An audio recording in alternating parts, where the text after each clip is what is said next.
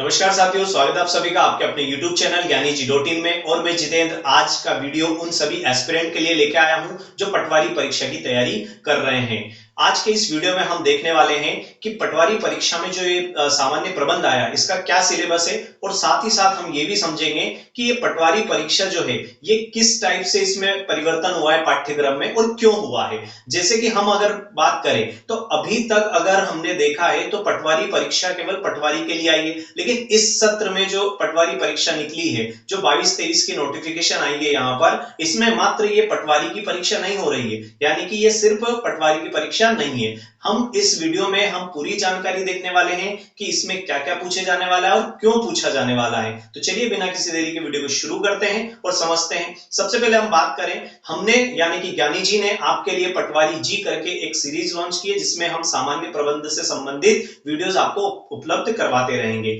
और इसी में हम यहाँ पर शुरुआत कर रहे हैं इसके सिलेबस से। तो सामान्य प्रबंध का क्या क्या सिलेबस आने वाला है और क्यों आने वाला है, और सामान्य प्रबंध को इस पटवारी परीक्षा में क्यों जोड़ा गया है, इन सभी बातों पे हम चर्चा करेंगे। तो वीडियो को आगे बढ़ाते हुए समझते हैं। सबसे पहले हम इस नोटिफिकेशन को देखेंगे।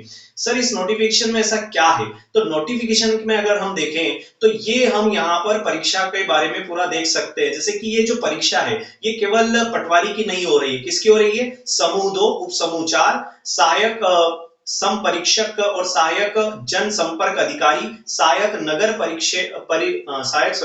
नगर निवेशक और सहायक राजस्व अधिकारी, और साथ ही कुछ और पद हैं यहाँ पर पटवारी के अलावा।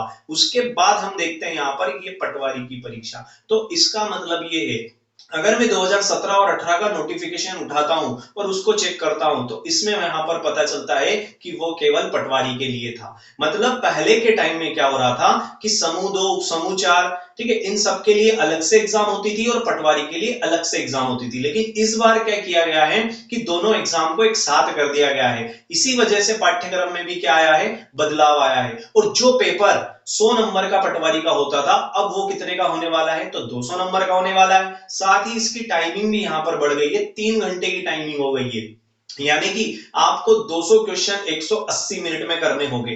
तो ये सारी चीजें कलेक्ट करने में हमें थोड़ा सा टाइम लग गया है, इसलिए हम वीडियो आपको थोड़ा लेट प्रोवाइड कर पा रहे हैं। लेकिन हमने पूरा एनालिसिस किया है यहाँ पर पेपर का भी कि आखिरकार इस सामान्य प्रबंध को क्यों जोड़ा गया है और सामान्य प्रबंध में किस किस टॉपिक से रिलेटेड क्वेश्चन बनने वाले हैं। अगर हम इसको देखें तो ये हमें क्लियर हो गया है कि पटवारी परीक्षा ही मात्र यहाँ पर नहीं होने वाली है। ये जो डेट यहाँ पर दी गई है कि 15 मार्च को ये परीक्षा होगी, तो ये 15 मार्च को परीक्षा केवल पटवारी की नहीं होगी। आपको आप अपने दिमाग से इस चीज को बिल्कुल निकाल दीजिए कि ये सिर्फ पटवारी की परीक्षा हो रही है। ये परीक्षा समूह 2 उप समूह 4 के लिए भी हो रही है। आप जब एप्लीकेशन फॉर्म इसका फिलअप करेंगे या भरेंगे, जो कि 5 जनवरी से स्टार्ट हो रहा है, जो 19 जनवरी तक चलेगा, उस फॉर्म को जब आप फिलअप करोगे तो वहां पर आपको इन ग्रुप में भी अप्लाई करने के लिए पूछा जाएगा। एक ऑप्शन मिलेगा आपको कि क्या सिर्फ आप पटवारी के लिए एग्जाम दे रहे हैं या फिर आप इनमें भी भर्ती चाहते हैं। तो इस हिसाब से आपका जो मेरिट लिस्ट लगेगी और जो भी इंफॉर्मेशन हमें मिलेगी उसके आधार पर हम आपको बता देंगे। पर इस टाइप का यहाँ पर होने वाला है, इसी वजह से इस पेपर को 100 की बजाय 200 कर दिया है और 3 घंटे का पेपर बना दिया गया है और पाठ्यक्रम में भी बदलाव आया है। अब हम देखेंगे कि पाठ्यक्रम में कौन कौन से बदलाव आए हैं। तो जैसे हम पहले का पाठ्यक्रम देखें तो उसमें केवल 100 नंबर का पेपर हुआ करता था और 5 सब्जेक्ट से रिलेटेड क्वेश्चन बनते थे। लेकिन इस बार हमें जो सब्जेक्ट मिल रहे हैं यहाँ पर वो भाग अ और भाग 2 में मिल रहे हैं। 4 तो भाग अ में मिल रहे हैं जिसमें सामान्य विज्ञान, सामान्य हिंदी, सामान्य अंग्रेजी, सामान्य गणित और सामान्य ज्ञान एवं अभिरुचि, सामान्य कंप्यूटर, सामान्य तार्किक योग्यता यानी कि रीजनिंग और सामान्य प्रबंधन, ये कुछ नए नए सब्जेक्ट इसमें जुड़ गए हैं। अब सभी घबरा गए कि यार ये पटवारी में क्यों जोड़ा गया, क्यों जोड़ा गया। तो यहाँ पर इसको जोड़ने की वजह क्या है कि इसमें पहले जो एग्जाम होती थी समूह 2 उप समूह 4, इस एग्जाम को और पटवारी की एग्जाम को दोनों को कंबाइंड कर दिया गया है, यानी कि दोनों का एक ही पेपर होने वाला है और उसी पेपर में आप क्वालिफाई हो जाएंगे तो आप इसके लिए भी अप्लाई कर सकते हैं। समूह 2 उप समूह 4 में जो पद हैं इन पदों के लिए भी आप संबंधित कैटेगरी के हिसाब से अप्लाई कर सकते हैं। अब यहाँ हमने कौन कौन से नए सब्जेक्ट देख रहे हैं, जैसे इंग्लिश इस बार जुड़ गया है, सामान्य प्रबंध जुड़ गया है। अब सामान्य प्रबंध को जोड़ने के जो कारण है वो यही कारण निकल के आते हैं कि यहाँ केवल पटवारी की परीक्षा नहीं हो रही है। अब इस सामान्य प्रबंध का सिलेबस क्या है वो भी हम देखते हैं। हमने इस कुछ समय में जब से नोटिफिकेशन आया तब से हमने ये देखा है कि सामान्य प्रबंध में किस किस टाइप के ऑप्शन या क्वेश्चन आंसर पूछे जा सकते हैं या कौन कौन से टॉपिक्स लिए जा सकते हैं।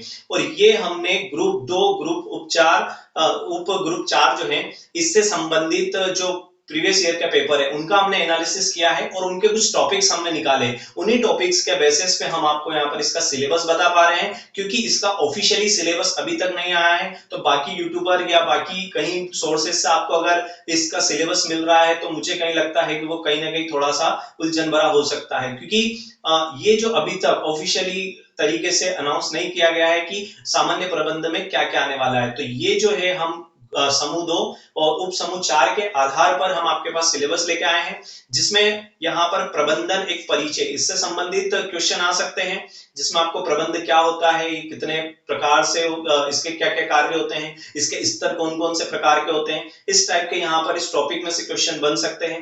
प्रबंध और प्रशासन से संबंधित क्वेश्चन यहाँ आपको मिलेंगे, तो इस टॉपिक्स को भी हम समझने वाले हैं। प्रबंध का सामाजिक उत्तरदायित्व क्या होता है ये भी हमें इससे भी संबंधित क्वेश्चन मिलने वाले हैं। प्लानिंग से संबंधित, डिसीजन से संबंधित, यानी कि जो डिसीजन मेकिंग होती है, निर्णय आप कैसे ले सकते हो, कब कौन सा निर्णय लेना चाहिए, तो इसके प्रिंसिपल वगैरह या इसकी जो डेफिनेशन है ये हम इस टॉपिक्स में देखने वाले हैं, ताकि हमें इससे रिलेटेड जो क्वेश्चंस मिलेंगे वो हम आसानी से कर सकते हैं। उसी प्रकार से संगठन जो प्रबंधन से जुड़ा हुआ है वो भी इससे रिलेटेड भी क्वेश्चन बनते हैं। अभिप्रेरणा यानी कि मोटिवेशन जो है होती है, जिसमें मौद्रिक होती है, अमौद्रिक होती है, तो ये अभिप्रेरणाओं से संबंधित भी हमने क्वेश्चन देखे हैं उन एनालिसिस में, या ग्रुप 2 और उप समूह 4 जो है उसमें हमने देखा है।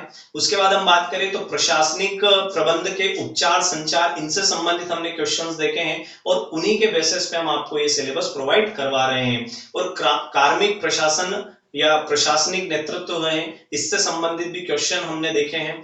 लेखांकन, देखो अभी तक सब ये सोच रहे हैं कि सामान्य प्रबंध है, जनरल मैनेजमेंट है, तो केवल मैनेजमेंट के क्वेश्चंस यहाँ आने वाले हैं। बिल्कुल नहीं, मैनेजमेंट में यहाँ पर अकाउंटिंग भी आती है, क्योंकि मैनेजमेंट जो होता है वो अकाउंट्स के बेसिस पे होता है, यानी कि जो रिपोर्ट निकल के आती है उसके बेसिस पे हम डिसीजन ले सकते हैं और हम आगे की प्लानिंग कर सकते हैं। इसलिए मैनेजमेंट में क्या जुड़ा हुआ है, अकाउंटिंग सब्जेक्ट भी जुड़ा हुआ है, तो वो भी मैं आपको बहुत ही अच्छे से यहाँ पर समझाने वाला हूँ। उसके जो क्वेश्चंस आपको समझाऊंगा, टॉपिक वाइज समझाने वाला हूं, तो आप हमारे साथ जुड़े रहिएगा और आगे भी हमारे साथ बने रहिएगा।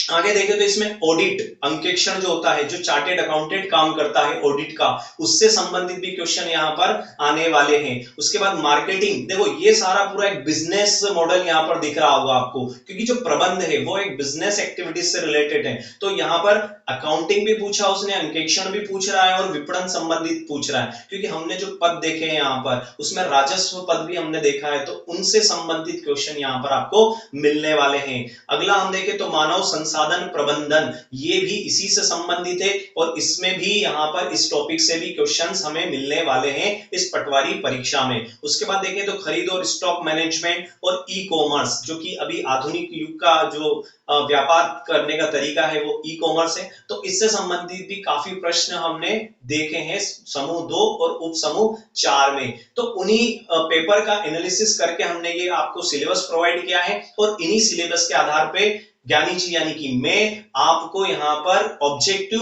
प्लस जो टॉपिक्स वाइज है वीडियो आपको प्रोवाइड करने वाला हूं। तो जिन्होंने अभी तक हमारे चैनल को सब्सक्राइब नहीं किया है, मैं उनसे रिक्वेस्ट करूंगा कि अगर आप बनना चाहते हैं पटवारी, तो ज्ञानी जी आपके लिए लेके आए हैं पटवारी जी, और इस पटवारी जी सीरीज में आपको यहाँ पर ऑब्जेक्टिव वाइज और टॉपिक वाइज वीडियोस मिलेंगे। तो हम फिर मिलेंगे, तब तक के लिए थैंक्स एंड कीप वॉचिंग।